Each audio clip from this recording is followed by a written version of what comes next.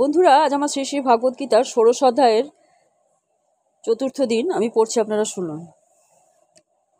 শ্লোক: দৈবী সম্পদ বিমোক্ষায় নিবন্ধায় আসুরি মতা মা শুচ সম্পদং দৈবী মভিজাত হসি পাণ্ডব। শ্রী প্রভুপাদের গীতার গান।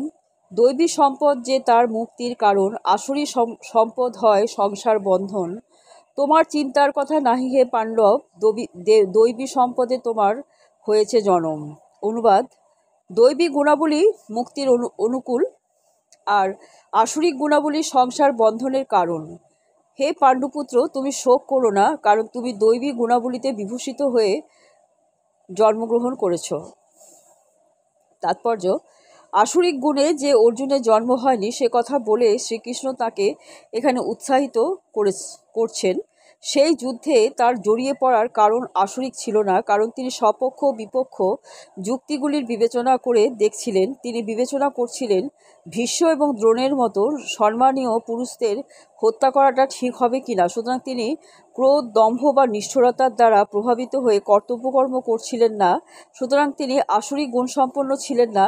শত্রুর উদ্দেশ্যে বাণ নিক্ষেপ করা ক্ষত্রিয়ের ধর্ম এবং তার এই কর্তব্যকর্ম থেকে নিরস্ত হওয়াকে আসুরিক বলে মনে করা হয়। সুতরাং অর্জুনের শোক করার কোনোই কারণ ছিল না। যিনি জীবনের বিভিন্ন বর্ণ এবং আশ্রুমোচিত আচরণ করেন তিনি দিব্যস্তরে অধিষ্ঠিত। শ্লোক: দৌ ভূত স্বর্গৌ লোকে হস্মিন দৈব আসুর এব চ দৈব বিস্তরস প্রোক্ত আসুরং পার্থ মে শৃণু। শ্রী প্রভুপাদের গীতার গান। হে ভারত, এই জগতের দুই ভূত সৃষ্টি, এক দৈবী, দ্বিতীয় সে আসুরি বা দৃষ্টি। দৈবী যারা তার কথা অনেক হয়েছে, শুনো এবে কথা যারা অসুর জন্মেছে। অনুবাদ: হে পার্থ, এই জগতে দেব স্বভাব ও অসুর স্বভাব এই দুই প্রকার জীব সৃষ্টি হয়েছে। আমি দেব স্বভাব সম্পন্ন প্রাণীদের কথা বিস্তারিতভাবে বর্ণনা করেছি, এখন আসুরিক স্বভাব বিশিষ্ট প্রাণীদের কথা শ্রবণ করো। তাৎপর্য: অর্জুন যে দিব্যগুণে জন্মগ্রহণ করেছেন সেই আশ্বাস দিয়ে শ্রীকৃষ্ণ এখানে আসুরিক পন্থার বর্ণনা করেছেন।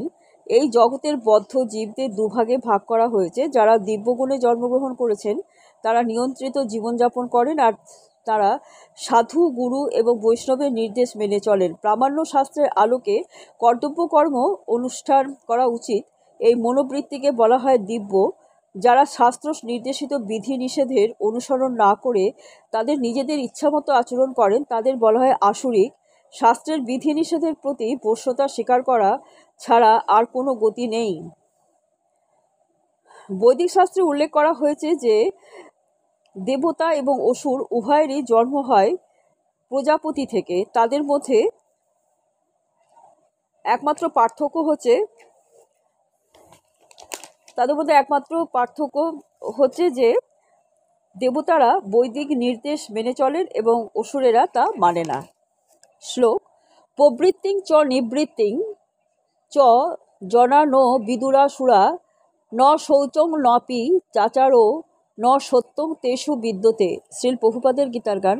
প্রবৃত্তি নিবৃত্তি যাহা অসুর না জানে, শৌচাচার সত্য মিথ্যা নাহি তারা মানে।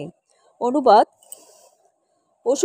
অসুর স্বভাব ব্যক্তিরা ধর্ম বিষয়ে প্রবৃত্ত হতে জানে না এবং অধর্ম বিষয় থেকে নিবৃত্ত হতে জানে না। তাদের শৌচ নেই, সদাচার নেই এবং সত্যও নেই।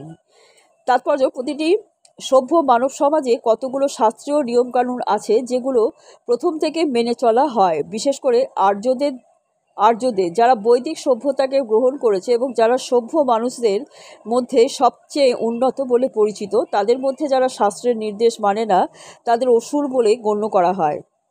তাই এখানে বলা হয়েছে যে অসুরেরা শাস্ত্রের বিধান জানে না এবং তাদের মধ্যে কেউ যদি তা জেনেও থাকে সেগুলো অনুসরণ করবার কোনো প্রবৃত্তি তাদের নেই।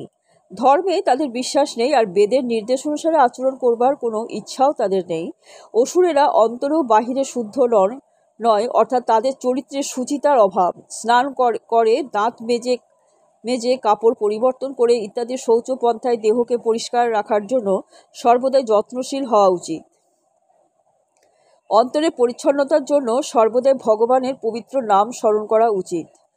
হরে কৃষ্ণ কৃষ্ণ কৃষ্ণ হরে হরে, হরে রাম রাম রাম হরে হরে, এই মহামন্ত্র কীর্তন করা উচিত। বাহিরের এবং অন্তরের পরিচ্ছন্নতার এই সমস্ত নিয়মগুলি অনুসরণ করার কোনো প্রবৃত্তি বা অভিরুচি অসুরদের নেই। মানুষের আচরণ যথাযথভাবে পরিচালিত করার জন্য অনেক নিয়ম ও বিধান আছে, যেমন মনু সংহিতা হচ্ছে মনুষ্য জাতির আইন শাস্ত্র। আজও পর্যন্ত যারা হিন্দু তারা মনু সংহিতা অনুসরণ করে। উত্তরাধিকারের আইন এবং অন্য অনেক আইন এই গ্রন্থ থেকে নিরূপণ করা হয়েছে। বন্ধুরা, আজকে এই পর্যন্ত। আগামীকাল আপনাদের আবার পড়ে শোনাবো।